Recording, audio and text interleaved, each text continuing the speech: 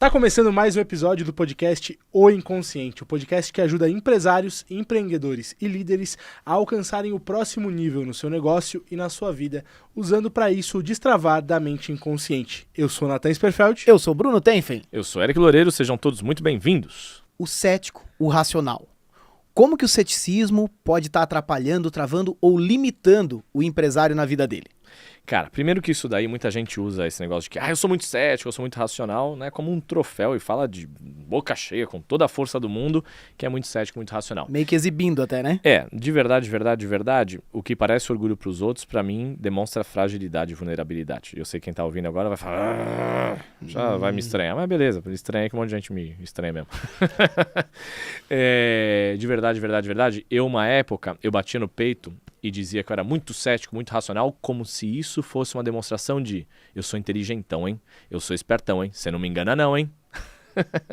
Mas se eu tinha que demonstrar esse escudo, toda essa precaução, esse cuidado, é porque no fundo, eu acredito lá no meu inconsciente que eu posso ser enganado, manipulado, que eu posso cair numa armadilha. Cara, hoje em dia eu não me digo cético e racional.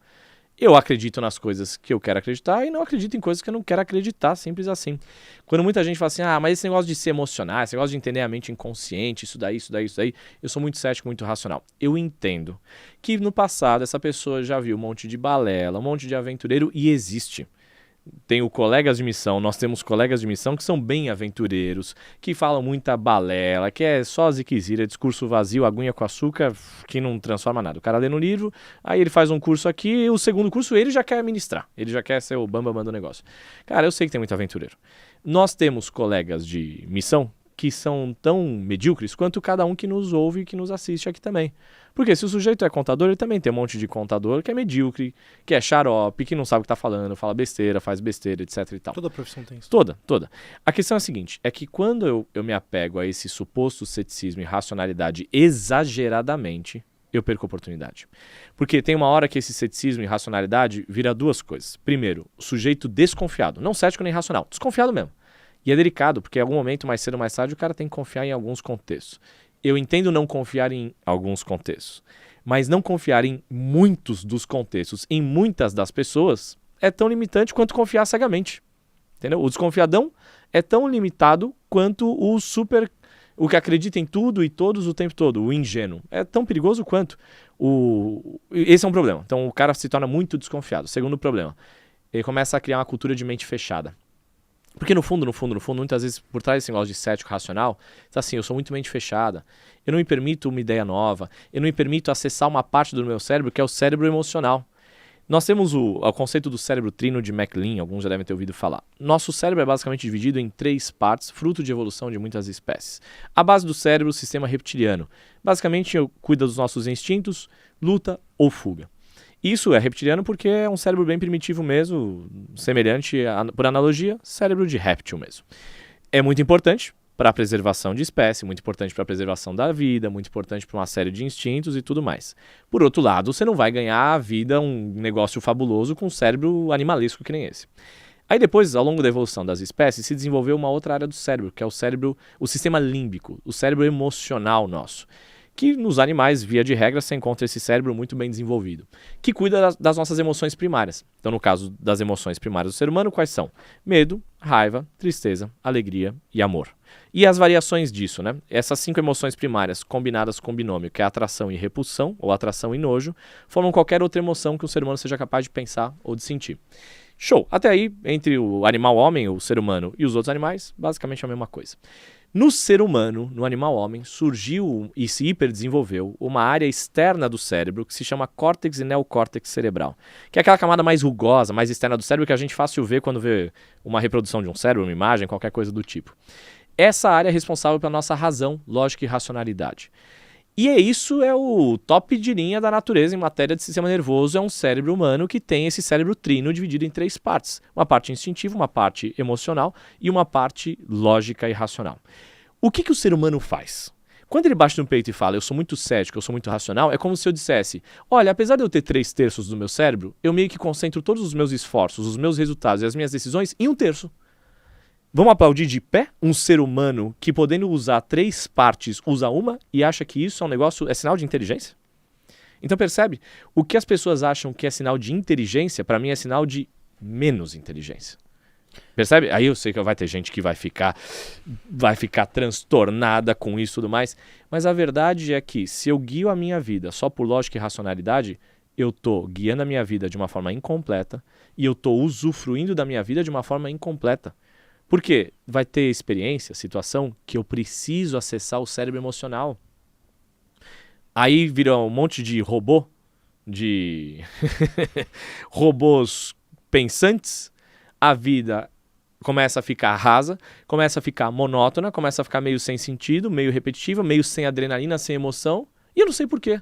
É claro, meu amigo, você está usando só 1/3 do teu cérebro, concentrando todos os esforços nisso, achando que isso é sinal de inteligência.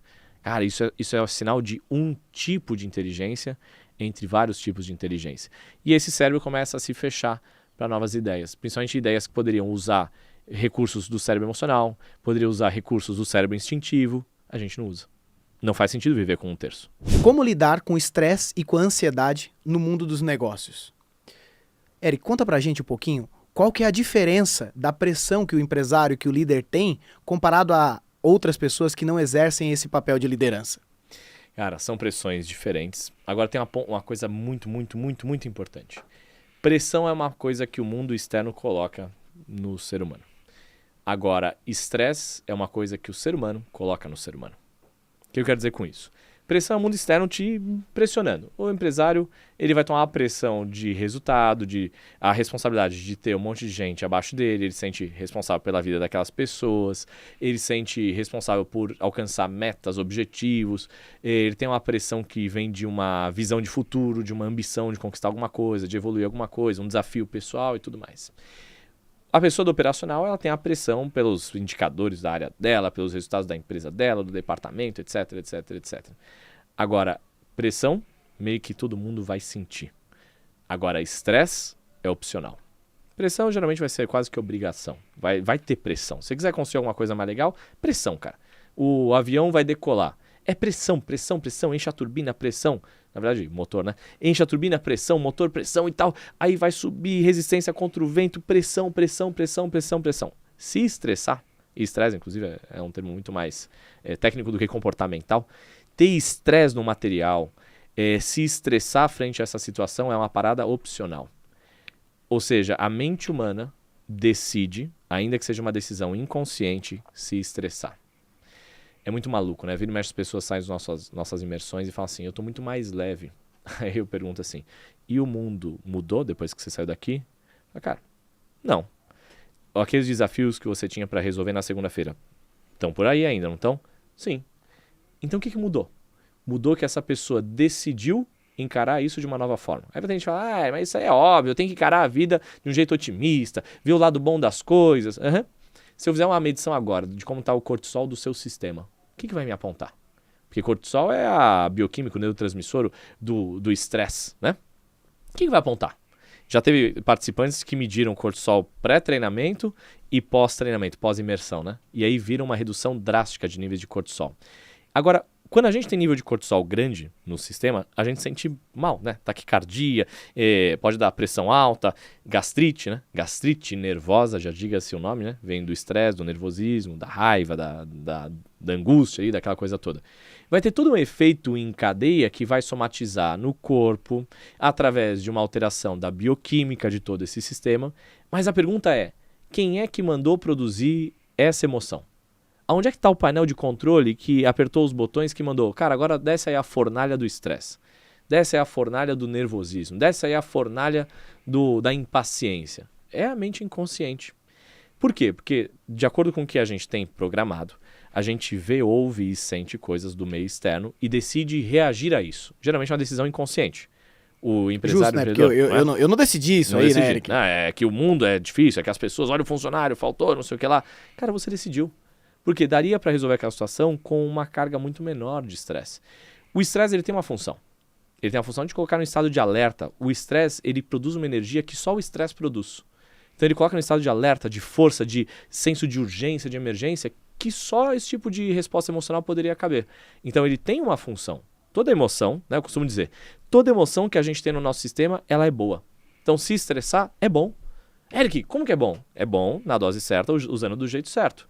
É bom ter um tanto de estresse para você ter um senso de urgência. Agora, um pouco mais do que isso, você começa a ter cortisol, você está intoxicando o teu sistema. É que nem anestésico. É bom ter um pouquinho de veneno no organismo se você fazer uma cirurgia. Só que a verdade é que anestésico, errou a dose, você mata. O estresse, um pouquinho de dose cirurgicamente plantada ali para você ter um senso de urgência, tá ótimo, maravilhoso. Mais do que isso, mais machuca do que ajuda. Eric, como é que eu uso o estresse? Cara, toda emoção é boa. Poder emocional, domínio emocional, para mim significa usar a emoção certa, no contexto certo, na intensidade certa, do jeito certo, na hora certa. Entende? Quer dizer, acho que eu repeti aqui alguma coisa. Sei lá, enfim, é isso aí que vocês entenderam. Usar a emoção certa, na hora certa, no contexto certo, na intensidade certa, do jeito certo. Quando eu uso o estresse na dose ideal, show, senso de urgência. Quando eu deixo passar um pouquinho a dose, eu começo a me indispor com o que eu não tinha que indispor, problema de saúde, durmo mal, taquicardia, pressão alta e por aí vai um monte de coisa. Mesma coisa com ansiedade. É bom ter ansiedade. Como assim é bom ter ansiedade, cara? É bom ter ansiedade, porque ansiedade significa que você vai ambicionar mais o futuro, você vai ter um senso de urgência também, querer que as coisas fluam mais rapidamente, você quer construir coisas quando você tem ansiedade. Agora, passou um pouquinho da dose, você começa a querer controlar o vento. Você começa a querer controlar o futuro que ainda está para ser escrito. Começa a se deslocar. A ansiedade tem um deslocamento entre o tempo biológico e o tempo psicológico, onde eu biologicamente estou no presente e eu psicologicamente estou no futuro. Isso aí, esse descompasso, ele é perturbador para a mente humana. Por quê? Você começa a projetar muita coisa no futuro e você não vive o presente. Aí, daqui a pouco, quando você chegar no que era futuro, quando o futuro virar presente, você está no outro futuro psicologicamente. Aí, quando o outro futuro psicologicamente virar presente biologicamente, você está no outro futuro psicologicamente. Ou seja, sempre o ansioso ele vai estar num descompasso violento entre o tempo biológico e o tempo psicológico. Normalmente é automático, né? Automático, e é perturbador. E nós temos padrões, cara. Nós temos padrões. As pessoas operam com padrões. Usam as mesmas emoções, mais ou menos do mesmo jeito, e se machucam mais ou menos da mesma forma. Porque programou o inconsciente, né? Exatamente. Cara, em qualquer jogo, em qualquer contexto, qualquer cenário, quanto mais pro topo da pirâmide você vai, menos representantes daquele grupo você passa a ter. Ou seja, naturalmente é um funil invertido, né? Quanto mais você vai indo para o topo, mais gente vai ficando para trás. E o que faz as pessoas ficarem para trás, no final das contas, são as programações que estão no inconsciente delas. O que faz um atleta ser um robista daquele esporte, ou o cara ser um atleta de boa performance, um atleta de altíssima performance, ou ser um dos caras da elite daquele esporte, é o que está programado no inconsciente dele. Em relação a, número 1, vontade de crescer nessa jornada, vontade de chegar no topo nessa jornada. Segundo, o que tem de programação de disciplina, persistência e constância. E terceiro, que o cara continue se renovando, a capacidade, a maleabilidade, o que a gente chama de flexibilidade comportamental, para o cara continuar evoluindo nesse topo dessa pirâmide, nesse afunilamento invertido. Quando você chega mais perto do topo, quanto mais perto do topo, menos companhia você tem. Por quê? Porque é muito desafiador. A maior parte das pessoas elas estão programadas para viver na média, porque elas foram programadas por gente que estão na média.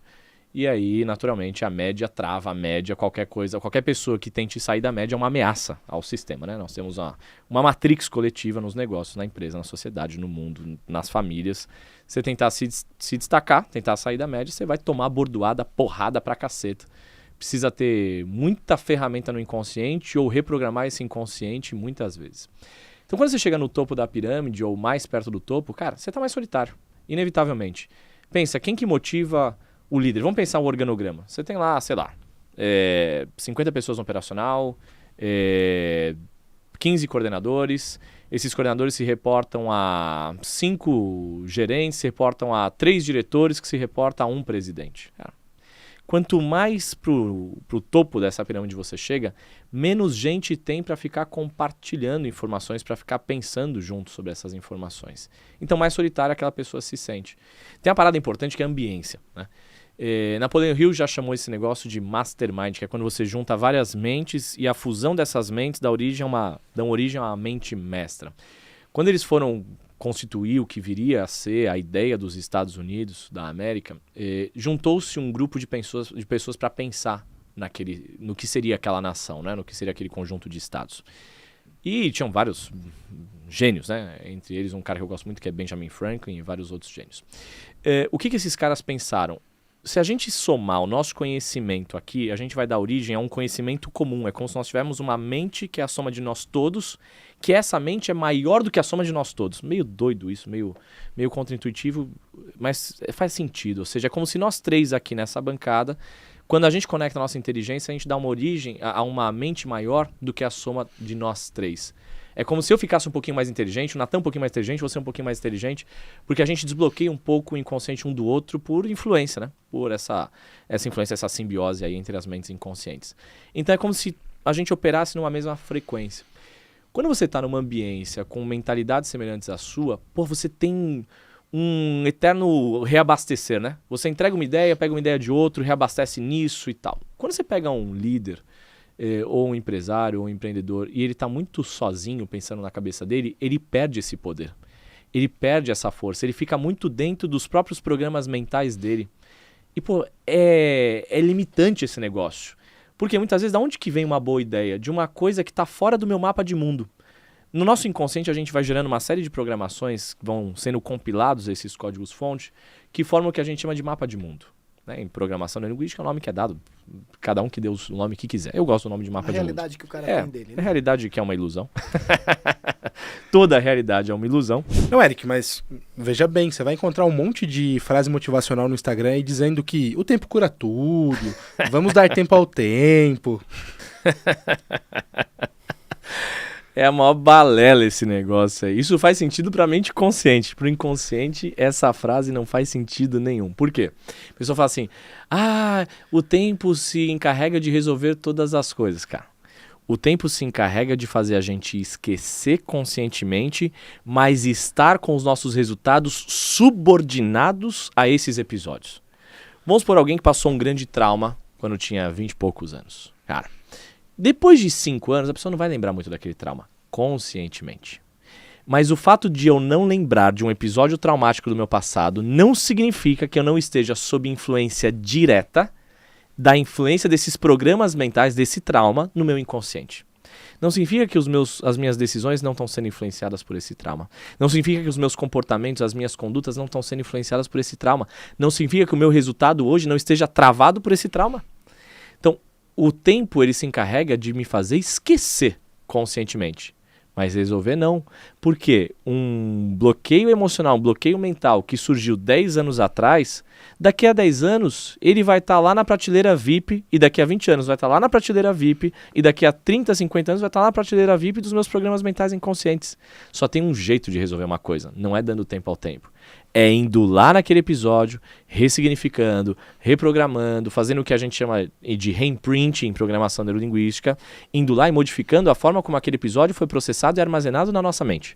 É recontando a história que a gente conta da nossa história em relação a esses episódios. Agora, deixar lá adormecido significa não lembrar conscientemente. Não lembrar conscientemente não significa não estar sob influência disso inconscientemente. Vira e mexe, tem gente que fala, eu tenho medo de, por essas imersões de vocês, de eu acessar coisas que estão no meu inconsciente. Um monte de gente fala isso, né? Eu tenho medo de descobrir coisas sobre a minha história, fazer contato com coisas sobre a minha história. Cara, você tem 2 escolhas, meu amigo. A gente nem fica cavocando muita dor do passado, não é... O processo não é uma terapia loucona que a gente faz. Não é isso. É um treinamento vivencial, etc e tal. Mas basicamente é o seguinte, você tem 2 escolhas.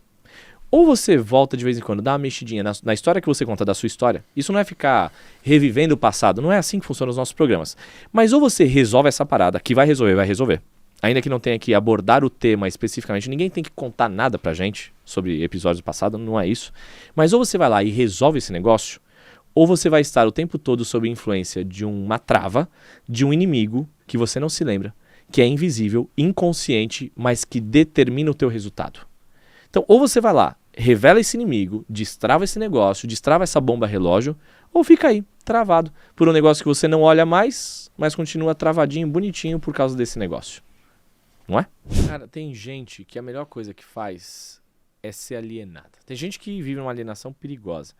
Mas que nem eu trato de me manter meio alienado para uns negócios, sabe? Por exemplo, eu não sei o que tá rolando na TV. Não sei o que tá rolando. Várias notícias, eu não sei o que tá rolando. Eu tratei de me alienar em relação à política, cara. Eu tratei de me alienar. Um dia eu tava ouvindo o Flávio Augusto falando. Falou, cara, se você tem político de estimação, você tá na merda. Cara, e é verdade. Se você tem político de estimação, você tá na merda. Porque eles estão lá por eles, é pelo povo. Cara, no final das contas, a tua vida é quase nada determinada pelas políticas públicas. Bom, se você for funcionário público, até que é um pouquinho mais. Mas também razoável, porque você é bem maior do que um cargo, do que um funcionalismo qualquer que seja, né? Mas o que acontece? Aí eu meto o dedo em vespeiro, né? Aí a gente vai ficar puto. Se você ficar puto, fecha essa porcaria, para de me seguir e dane-se. Se você quiser ouvir verdades perturbadoras que ampliam o seu mapa de mundo, fica comigo pra você parar de ser tão travado em algumas coisas. Vai te ajudar nesse negócio. O cara tá espoleta hoje.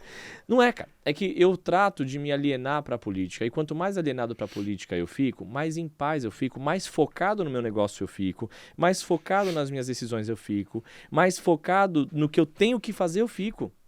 Porque tem gente que tem a manha de gastar 2, 3 horas por dia discutindo política, discutindo o sexo dos anjos, e no final das contas, negligenciou a própria empresa, negligenciou a própria família. Cara, isso é uma sacanagem.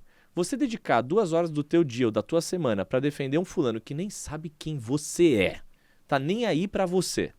Você dedicar 2, 3 horas para ficar discutindo esse negócio, ao invés de ficar dedicando 2, 3 horas para melhorar os processos do teu negócio, para melhorar a tua conexão com a tua família, para dedicar um tempo de qualidade para tua família, ficar discutindo com amigo ou com parente, para um negócio que causa uma certa influência na tua vida, até causa. Mas, cara, antes dessa influência, tem muito mais coisa que tá na tua mão, no teu controle. No dia que eu vi Flávio Augusto dando uma cacetada nisso, falei, cara, faz sentido. Como eu concordo com esse negócio? Eu até parei. Tinha alguns grupos de WhatsApp, o pessoal discutia muito política. Cara, eu largo lá falando sozinho. A pessoa joga isca, eu só não mordo mais. Porque eu faço questão de estar mais alienado para alguns temas. De vez em quando é bom estar alienado para umas coisas. Tem gente que quer estar muito atualizado, muito interagindo sobre as coisas, né? Sabe tudo sobre política, sabe tudo sobre o macro, a macroeconomia. Cara, e a tua microeconomia? E o teu patrimônio? E o teu saldo bancário, e a tua empresa, e a tua família? Antigamente, quando eu dizia não, dizia isso é balela, isso é motivação, isso é bobagem, eu julgava com preconceito. Muita gente tem preconceito, por exemplo, com processos de coaching. Cara, eu tenho preconceito, quer dizer, não tenho preconceito, eu tenho pós-conceito com processos de coaching feitos por pessoas muito aventureiras. Pessoas que, eu vou te ajudar a realizar suas metas, conquistar seus objetivos e seus sonhos na sua vida. Tá aí na sua vida, o coach. Você já realizou? Nada, né? Então tem gente que fala assim, eu vou te ajudar a tirar os seus sonhos do papel, mas os meus sonhos, eu fracassei em todos eles. Cara, se você fracassou nos teus sonhos, o que você vai fazer pelos meus? Você não tem nem que encostar perto dos meus, né? Mas tem muita gente que faz processos de coaching que é super madura, super responsável, sabe do que está fazendo. Gente que teve sucesso na própria vida, gente que teve sucesso na própria carreira e foi ajudar outras pessoas a destravar a carreira delas, né? Não necessariamente o técnico tem que ter sido um atleta de altíssima performance, né? Ele pode ser um técnico que sabe como extrair o melhor do outro. Mas, cara, ele não pode ser um leigo completo no esporte no qual ele é técnico. Alguma coisa boa ele tem que saber fazer naquele esporte. É o mínimo que se espera, é congruência de um profissional em relação a isso. O que a gente vê por aí muitas vezes é gente que não é habilidosa fazendo processos e treinamentos e tudo mais, se aventurando nesse processo. Mas percebe, quando eu não conhecia o que era o processo, por exemplo, do coaching, eu julgava que o coaching era uma porcaria, né? Aí eu fui conhecer e falei, não é uma porcaria, é bom, a ferramenta faz sentido desde que guiada por um profissional bom. Eu, Eric, nós não trabalhamos com coaching por decisão nossa. Mas se trabalhássemos, faríamos algo muito bem feito. Quando eu, no passado, conheci a programação neurolinguística, que hoje eu sou apaixonado por essa tecnologia, é uma das tecnologias que a gente usa, entre várias outras metodologias que a gente usa, eu também tinha preconceito. Quando eu conheci a PNL, eu ouvia dizer que a PNL é um negócio de manipulação, né? De ganhar dinheiro em cima das pessoas, de se aproveitar, né? Se aproveitar. Eu ouvi esse negócio todo. Cara, aí eu fui entender que, na verdade, a PNL entrou no Brasil por algumas pessoas que no passado tiveram muitos problemas com marketing, com mídia, gente que foi muito truculenta, que deu o seu viés para a PNL, né? Então, eu quando ouvi dizer algo da PNL, eu vi, isso aí é uma pseudociência, cara, isso aí é balela, se bem que ciência, né? O que é ciência? Mas depois a gente entra nesse meandro. Essa ilusão que fica embaixo desse guarda-chuva, ciência, como se é científico, alguém disse que é científico, então é validado, é congruente, funciona e é uma ilusão danada. Verdade absoluta, né? É, exatamente. Se eu guiasse esse podcast com um jaleco branco, cara, aí, nossa. Bicho, 50% eu teria 50% mais da autoridade que eu tenho usando um paletó cinza. Se eu guiasse esse negócio com jaleco branco, você ia ver que eu estaria respaldado sobre as crenças do inconsciente coletivo da ciência. Mas eu não vou usar essa ilusão que as pessoas acreditam, né? Então o que acontece? Quando eu ouvi falar da PNL, eu achei que aquela PNL que eu tinha ouvido falar de fulano ou de Beltrano era a PNL. Quando eu, anos depois, fui estudar direto com a origem da PNL, ou seja, fui estudar direto com o criador da PNL, com o co-criador da PNL, fui beber água direto da fonte mais pura da programação neurolinguística, eu entendi que PNL não era ferramenta de manipulação. PNL não era ferramenta terapêutica. PNL não era ferramenta... PNL é programação neurolinguística. PNL não era ferramenta de ganhar dinheiro, de se aproveitar dos outros. Não era nada disso. Eu fui entender que PNL era uma ferramenta de desenvolver excelência humana. E todos nós, em algum contexto, temos excelência humana. Todos nós, em algum contexto, temos ou tínhamos excelência em alguma coisa que a gente faz. Qual que é a dificuldade? É que a gente não consegue, às vezes, transpor a excelência que a gente tem numa área da vida para outra área da nossa vida. E eu poderia aprender aonde é o meu ponto fraco, eu poderia aprender com a experiência do outro, com a excelência do outro. A programação neurolinguística ela é uma ferramenta para destravar esses bugs mentais, esses vírus emocionais que a gente carrega no inconsciente, e como se a gente instalasse o download que o outro carrega de excelência. E aí eu acelero a minha curva de aprendizado, eu acelero a minha jornada rumo à maestria, aí tudo isso começa a ganhar uma outra proporção. Então, hoje, do que a gente faz dentro do Instituto da Elos, o que a gente faz na maior parte do tempo está pautado em programação neurolinguística, mas direto da fonte. Já há muitos anos eu sou mentorado, certificado pelo criador da PNL, pelo John Grinder. Hoje eu tenho a honra de fazer parte da equipe de treinadores dele. Hoje eu ajudo a formar nesses processos, pelo menos mais ou menos uma vez ao ano, em média, eu me reúno com o John Grinder, sendo equipe de mentores dele. E a gente forma outros treinadores do mundo inteiro. Contando aí, já formei treinadores de mais de 33 países até o momento que a gente grava esse episódio. Então hoje eu tenho uma honra de beber essa água direto da fonte e entender que todos aqueles preconceitos que eu tinha com o PNL, eles estavam porque eu estava olhando a água que tinha sido contaminada, distorcida, modificada, que não era a água direto da fonte originalmente. Hoje eu entendo, é uma baita de uma ferramenta, entre outras ferramentas que a gente usa. Então, por que fazer um treinamento comportamental? Eu perguntaria o contrário. Por que não fazer um treinamento comportamental? O empresário, ele acha que ele está em falta, mas as coisas estão funcionando bem. E às vezes ele começou a ter vírus e bug mental, emocional, lá no inconsciente dele, de que as coisas só vão funcionar bem se ele estiver presente. Tipo aquela crença que a pessoa tem de que o gado só engorda no olho do dono. Cara, se o gado só engorda ao olho do dono, você tem um problema, cara. Você então quer dizer que é o único bambambam, a única feroz que faz a sua empresa funcionar. Você tem um problema. Você construiu não um negócio, você é o negócio ou você trabalha como um funcionário para o seu próprio negócio. Ou seja, você deve ter construído esse negócio para ser livre, para ter uma vida melhor, para poder curtir, para poder ter um pouquinho mais de liberdade. E cadê a tua liberdade que ficou ainda pior do que quando você não tinha esse negócio? Não pode nem se mandar embora, né? Pior ainda, eu não tenho nem verba rescisória. Se lascou, vai cobrar quem? Então, percebe, algumas pessoas elas começam muito bem intencionadas, mas elas começam a cair nas próprias armadilhas que a mente delas criam. Se você está muito influente no seu negócio, se você é a maior engrenagem de todo esse mecanismo que é a sua empresa, o seu negócio funcionar, então você também é o maior motivo pelo qual essa máquina emperra. Quanto mais você acaba tendo que os processos passem por você, eu tenho que dar uma olhada, senão não fica bom, eu faço questão de olhar cada etapa do processo. Cara, você está marcando uma sentença de prisão para você mesmo. Se você decidiu criar um castelo gigantesco, se trancou na torre do castelo, fechou e jogou a chave da porta pela janela. Você está travando o teu próprio crescimento, tua própria liberdade. Não faz sentido, né? Eu vejo gente que montou um negócio, por exemplo, para ter mais liberdade. Aí essa pessoa não tira férias há 3 anos, há 4 anos, há 5 anos. Fala, cara, tá errado isso aí, cara. Tá errado. Você montou um negócio para ter uma qualidade de vida pior ainda? Cara, mas isso é um jeito de ganhar uma vida. Isso não é o jeito de perder a vida. Não faz sentido, entendeu? Então, para mim, se eu só coloco todos os ovos dentro de uma mesma cesta, todo o meu futuro e toda a minha referência de sucesso em um único indicador, que é o quanto de sucesso financeiro eu estou tendo, ou quanto a minha empresa está crescendo, eu estou lascado, porque eu estou com todos os ovos na mesma cesta. Se essa empresa tiver uma crise, se essa empresa for mal, a minha vida inteira vai à ruína. E aí o que vai acontecer com essa pessoa? Fácil, ela vai ter sucesso numa área e fracasso nas outras. Cara, para mim, não faz sentido.